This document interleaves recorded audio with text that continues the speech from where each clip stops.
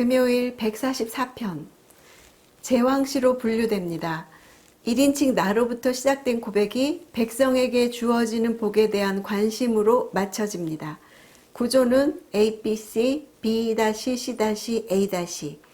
A. 1, 2절 내가 여호와를 찬송함. 여호와는 요새, 산성, 방패. B는 3, 4절 주의 은혜. 여호와여 사람이 무엇이기에 알아주십니까? C. 5절에서 8절 하나님의 강림하심을 간구. 원수들을 무찌르소서. B-9절에서 10절 주의 은혜. 주는 구원을 베푸시는 자.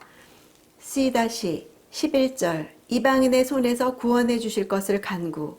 A-12절에서 15절 여호와를 자기 하나님으로 삼는 백성은 복이 있음.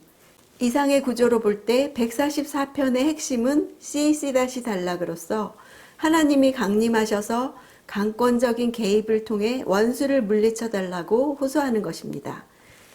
헬라어 구약 성경인 70인역에는 골리앗에 관하여 라는 표제가 붙어 있습니다. 또는 이스라엘 역사에 있어서 큰 전쟁 가운데 하나였던 암몬 아랍 연합군과의 전쟁을 이 시의 배경으로 보기도 합니다. 1절에 고대 당시 왕의 정체성은 전쟁에서 이기는 것으로 증명되었습니다. 나의 반석에서 나의 반석, 이 반석은 높고 접근하기 어려운 위쪽이 평평하게 된 바위나 돌로 된 절벽을 가리킵니다.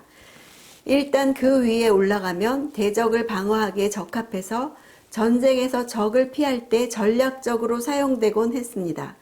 또한 반석이라는 단어 자체가 힘, 권능이라는 의미도 있습니다.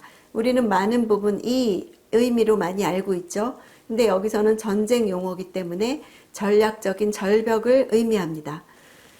2절은 요새, 산성, 방패, 피난처 등 마치 음악에서 스타카토와 같은 효과를 내면서 전쟁 용어를 반복해서 전쟁 상황을 연상시키고 있습니다. 내 삶도 이런 것이 필요한 전쟁 상황 아닙니까? 이런 하나님을 경험하고 있습니까? 3절에서 여호와여 사람이 무엇이기에 주께서 그를 알아주시며는 8편의 시편 8편의 내용과 같지요. 다윗은 왕입니다. 왕으로서 하는 기도는 좀 다릅니다. 무엇이든 명령하면 다 되는 자리, 그런 힘을 가진 왕이 여호와와 대비된 인간의 연약함을 말한다는 것, 내 능력, 내 가진 것이 아무 힘이 없다는 것을 인정하는 것, 전쟁에서 이긴 것은 하나님이 자기의 힘이시라는 것을 고백하는 것은 쉬운 일이 아닙니다. 131편에서는 왕이면서도 자기를 젖된 아이에 비유했죠. 젖된 아기는 겨우 젖 하나 뗀 것뿐입니다.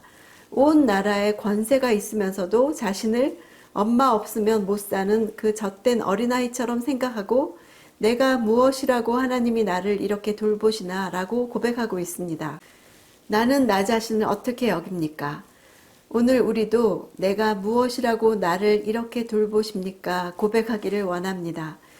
4절도 마찬가지로 자신의 본성을 고백하면서 자기 안에 은혜 받을 자격이 없으며 자기의 무가치함을 고백하고 있습니다. 왕일지라도 하나님 앞에서 이런 존재라는 고백입니다. 내가 무언가를 가졌다고 생각하는 위치에 있습니까?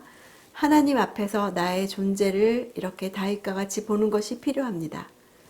5절에 다윗이 하나님께 간구하는 것은 위대하신 하나님께서 자연계를 압도하며 위엄 있는 모습으로 나타나시는 것입니다. 적들과의 전쟁에서 하나님이 하늘, 산, 연기, 번개를 동원하고 화살을 쏘아 물리쳐 주시기를 간구합니다. 왕이면서도 자신의 한계와 연약함을 알기에 전적으로 주께서 임하여 싸워주시기를 하나님의 도우심과 인도하심을 구하고 있습니다. 7절에 거센 물결, 큰 물은 자기 힘으로는 통제할 수 없는 극한 상황이나 역경에 처해 있음을 나타냅니다. 8절 이방인들이 하는 말은 거짓, 텅빔, 헛됨, 무의미, 무가치란 의미입니다. 히브리인들에게 오른손은 맹세하는 손으로서 진실, 옳음을 드러내야 하는데 대적들은 그 손으로 거짓을 드러낸다는 것입니다.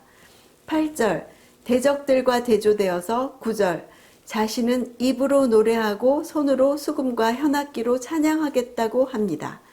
10절 왕들은 권력자요 많은 군대를 거느리는 자로 두려울 것이 없고 누구의 도움도 필요 없는 자들인데 여호와께서 그들에게까지 구원을 베푸시는 분임을 나타내고 있습니다.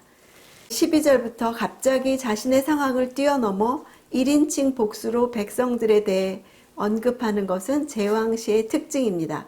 자기로부터 시작했지만 백성에게로 넘어가는 거죠. 하나님이 다스리시는 하나님의 나라 백성에게서만 나타나는 복은 자녀의 복으로, 경제적인 복으로, 나라의 평강으로 구현됩니다. 하나님의 임하심으로 대적들이 사라지는 하나님 나라의 복을 풍요와 평강으로 요약하고 있습니다. 우리도 자녀의 축복과 경제의 풍요와 나라의 평안을 바랍니다. 그 전제 조건이 있습니다. 여호와를 자신의 하나님으로 삼아야 하는 것입니다. 그것부터 기도할 일입니다.